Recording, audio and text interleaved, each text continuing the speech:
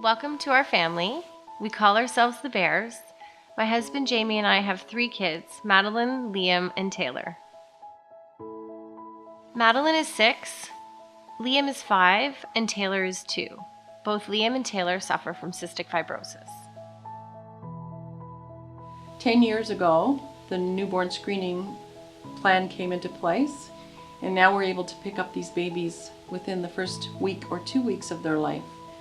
Now, as hard as that is for the families, and believe me, it is probably the hardest thing they'll ever have to face. They get a phone call that their perfectly healthy baby that they've just had has a terrible disease like cystic fibrosis. But the important and the good part in all of that is often we're picking up these babies long before they get sick. We are able to see them very early on in their disease when they in fact have no symptoms at all.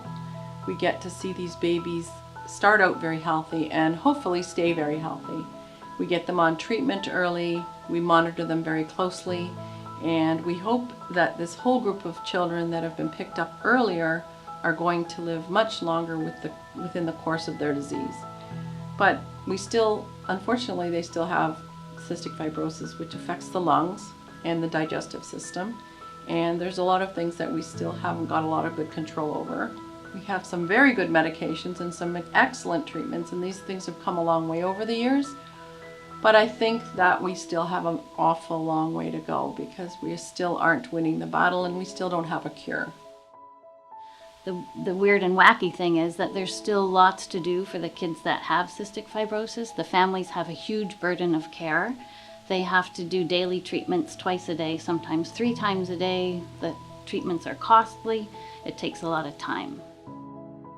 We start at 6:30 in the morning in order to have their nebulizer and their physio done, get them off to school, breakfast made, lunches made, and out the door.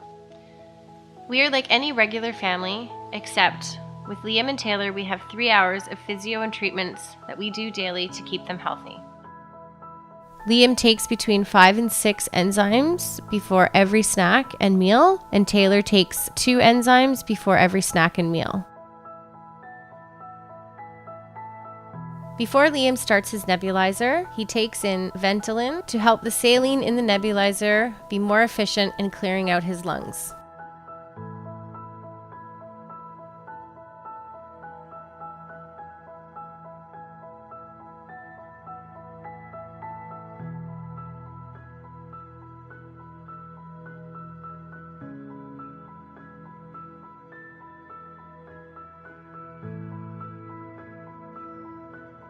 After they're finished with their nebulizer, we do what is called the percussion, and that is clapping on different parts of their lungs for 3 minutes at a time.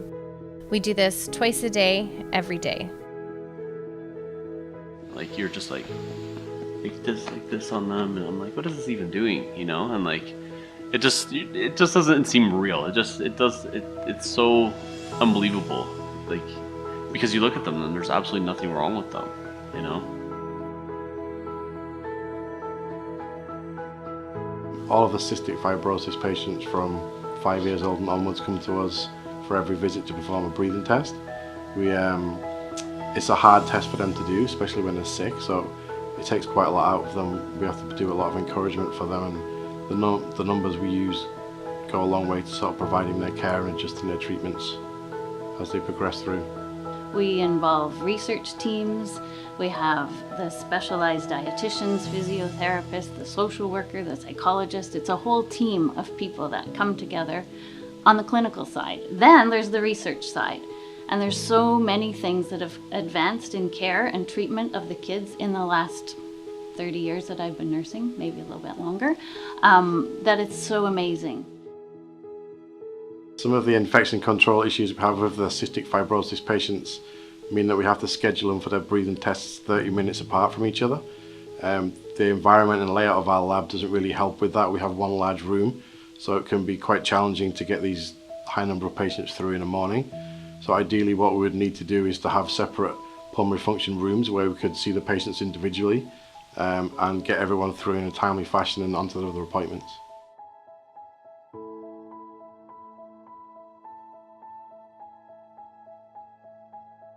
And nowadays, they're living much longer, but it's still a difficult life. And I wish for them that that could get changed, that they didn't have to do as much as they do now, and their future would be that much brighter. Kids are living longer and happier and healthier lives, but still the burden of care is huge. The challenges that Liam and Taylor are going to face as they grow up is making sure that they get their therapy done before they go out and play with their friends. Missing play dates and get-togethers because somebody else is sick. We have to be very careful to keep them away from people who are sick. When we get home after school sometimes on a nice day, they see the kids outside playing, but we have to bring Liam in to get our therapy in before we have dinner and to get our homework done. So, there's the component of what they're missing out on because of dealing with the preventative therapies that are necessary to keep them healthy. It's isolating because the mothers that I have met through social media and through fundraising who have children with CF, we could never get together with our kids. Right? Like it's lonely, right? Because they're the only people who understand what I go through, and I understand what they go through, but we can't get our kids together. We can't have play dates. People with CF are not supposed to be together. Most people don't know that.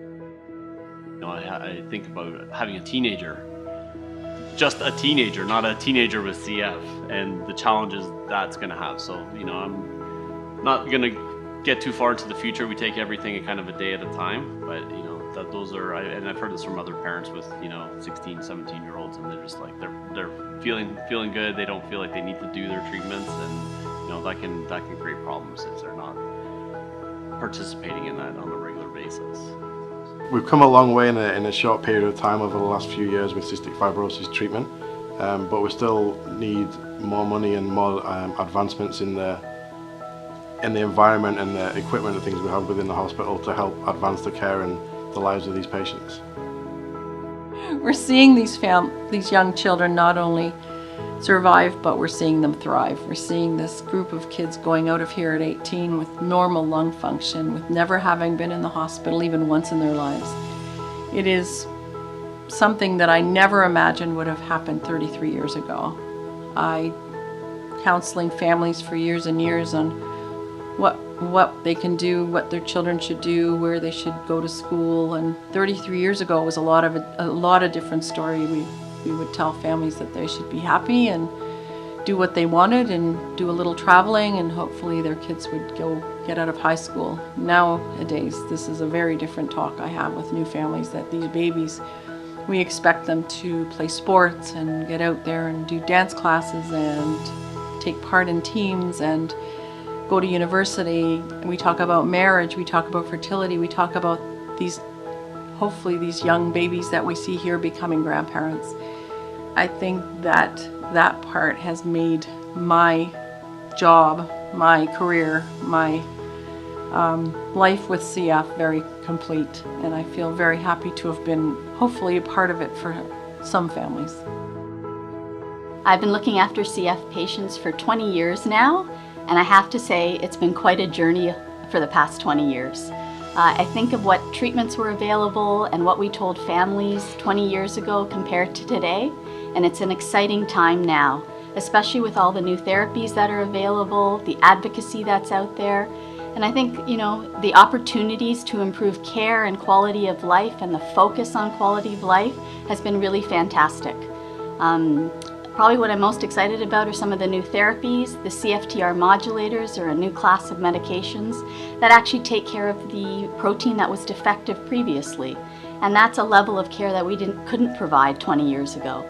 So I think looking forward, we need to continue advocating for our patients, fundraising, and focusing on quality of life. And we're very fortunate to have CF allied health, medical care, hospital care that provides the state-of-the-art care here at SickKids, and I look forward to doing 20 more years of care, but I would prefer we find a cure and then I just retire early.